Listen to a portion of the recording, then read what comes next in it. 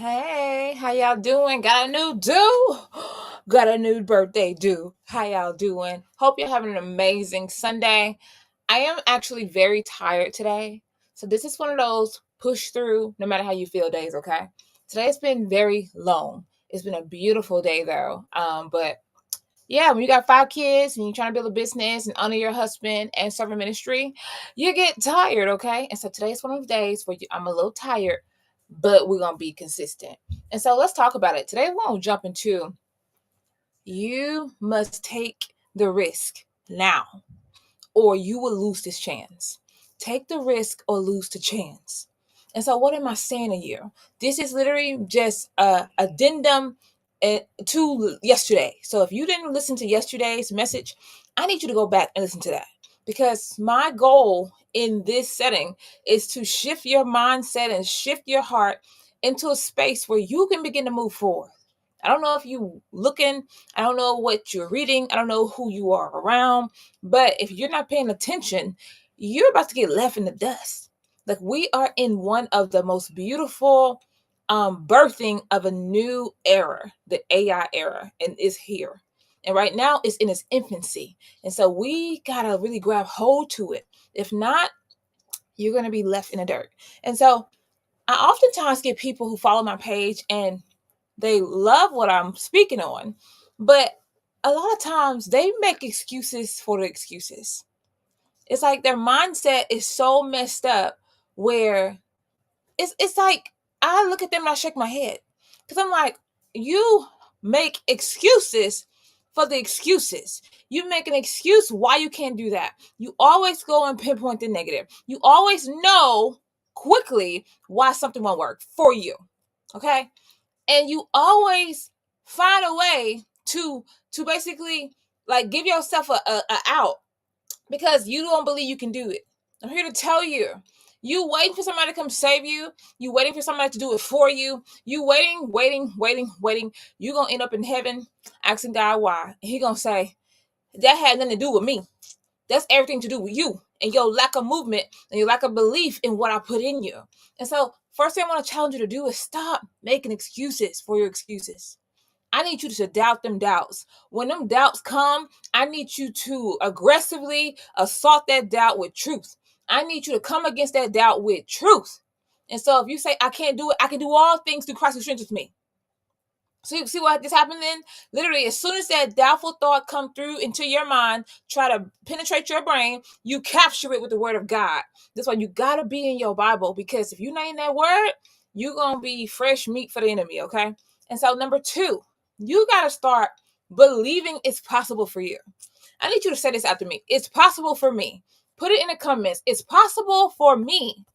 I may not have arrived just yet.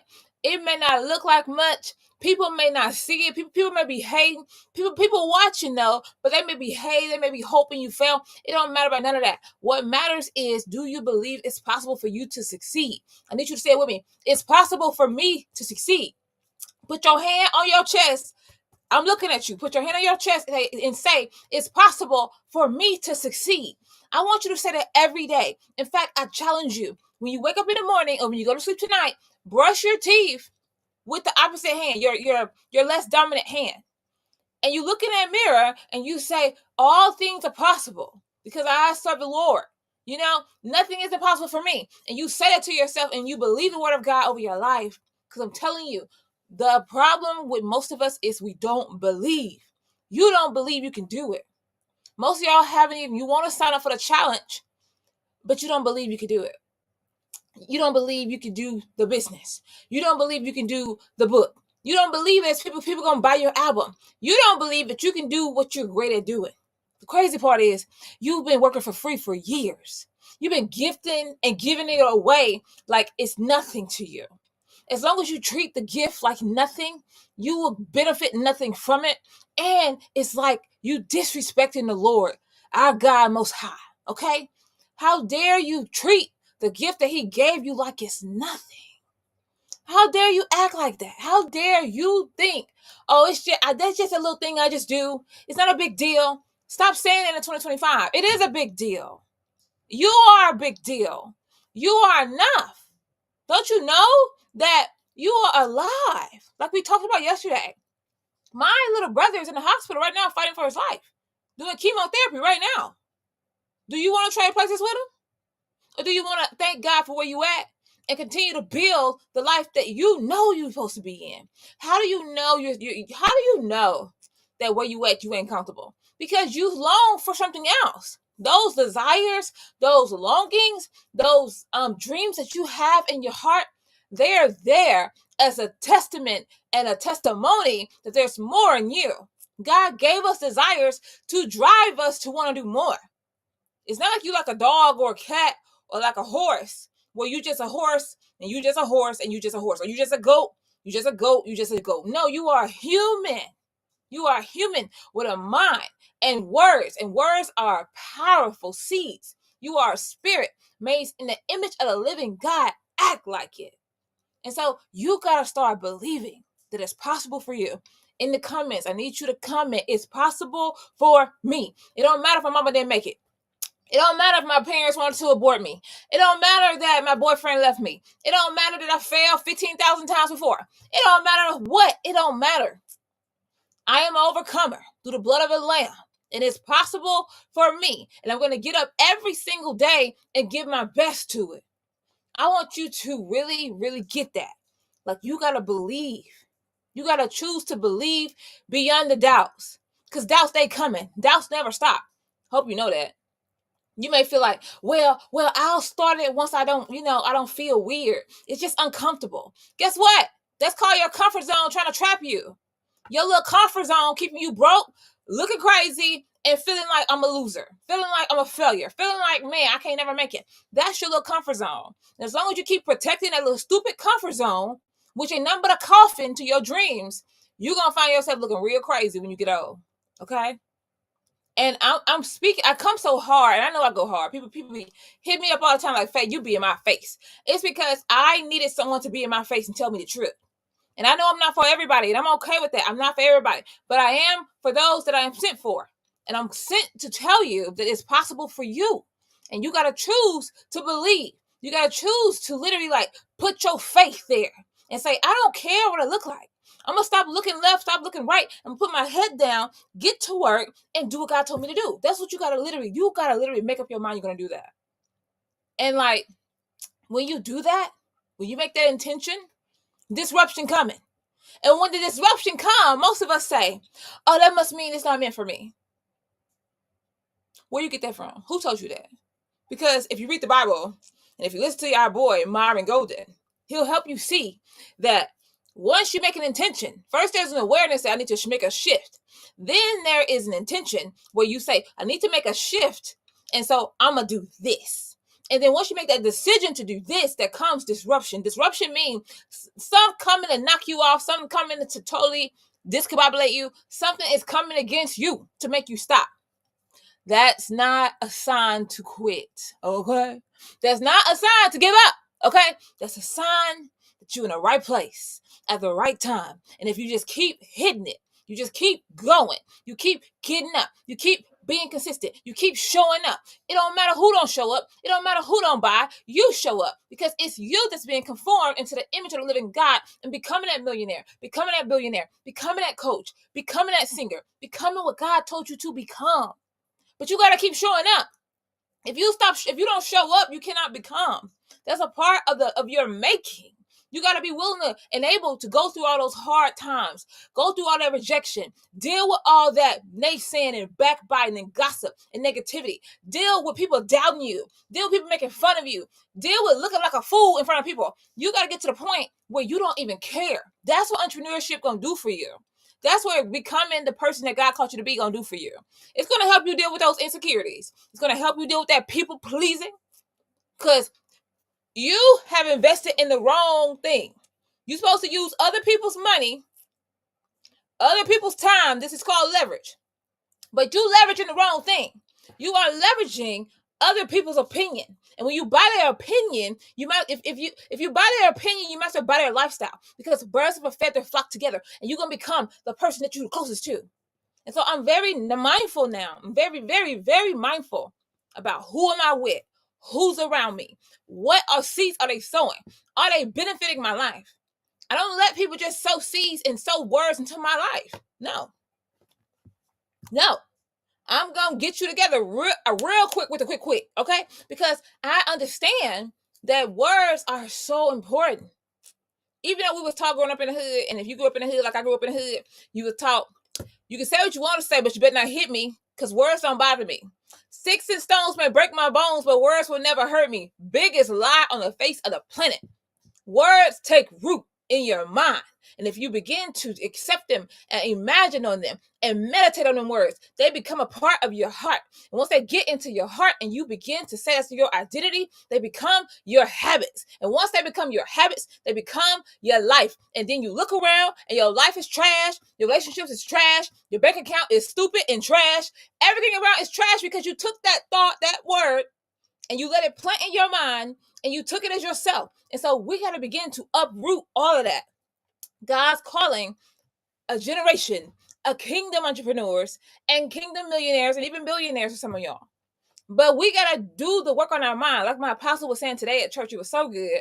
Even though worship was a little bit, distracting, but the Lord still did his thing. And so my apostle was talking about how we got to get control of our mind. You got to fight for your mind because you got to reprogram the program. You got to unlearn what you've learned, because what you learned is stupid and it's keeping you stuck in a pickup truck looking crazy. Okay, it's keeping you from entering into the promised land. Your mindset is keeping you from the promise that God gave you, and you gotta get out of that, baby. You gotta get that thing up off you. So if that means reading books, which this is the next book I'm reading, go get it. It's literally like talking about how Nike came to be. Go get the books and read the books, okay? Get in your Bible now, fast and pray, but read your books. Get into some seminars. Join this challenge. This challenge is literally like almost like a time crunch. I'm about to literally put all this time and resources and all the things I've learned on how to scale and start a business. I'm about to collapse time and push you through. And so join this challenge. You about to be connected with other entrepreneurs, and you about to be coached by me. And I am one of the greatest, and I'm going to continue to get greater and greater, okay? And so I just want you to begin to believe that you can do all things through Christ who strengthens you. Believe that. Own that. Even if you got to put it on your wall, own it, because it's your inheritance, kingdom entrepreneur. It's your inheritance, man and woman of God. So I need you to commit to it. Say, you know what? I'm done being doubtful. I'm done being afraid. I'm done being scared. I'm going to trust that the man upstairs who made me in the image of his likeness, he wants good things for me. And something my dad always say, every time he say it, I'd be like, nope, I rebuke it. I be shut that thing down in my mind. I'd be like, no, I don't receive that. My dad always say stuff, and it's just because his life's been so hard. My dad's life's been so hard. He'll say, if it ain't one thing, it's another one. Get rid of that stuff. That gotta go. Because guess what? You prophesying to your future. Yeah. All those little words that you saying, thinking it's just an empty saying, you are being prophetic in your life. And then when you start to do this to other people, that's called a word curse. You word cursing people. And you gotta stop that right now. Okay? And so you gotta begin to stop always making excuses for your excuses. Find the way to get it done. Not, I can't do that. I don't think I can do that. Ask the better question. How can I do this? Begin to believe it's possible for me. They can do it. And if they can do it, and if they can do it, and if they can do it, I can do it. And then after that, once the disruption comes, because baby, it's coming. It's coming and knocking on your door. Knock, knock, knock, knock, knock, knock, knock. Okay, baby, it's coming. What I want you to do then is subdue. Mean stomp it. Mean deal with it. Mean cut it from the root. Mean you go ham. So when I felt myself today getting tired, I was like, I feel tired. I need some rest. And I was like, man, I don't want to do this live tonight. I'm just being real with y'all. I was like, I don't want to do live tonight. But I remember you made a commitment, Faye. Tiredness is nothing but a distraction. Your kids crying right when you about to go live, it's nothing but a distraction. Like, you got to subdue it. Step on it. Literally, you got to be willing to be relentless, to do everything that God called you to do. It ain't going to be easy. You hear me? It ain't going to be easy. If it was easy, everybody would do it. You hear me? Everybody will do it if it was easy. But that's why God said, you the one. You're the one. Think about it.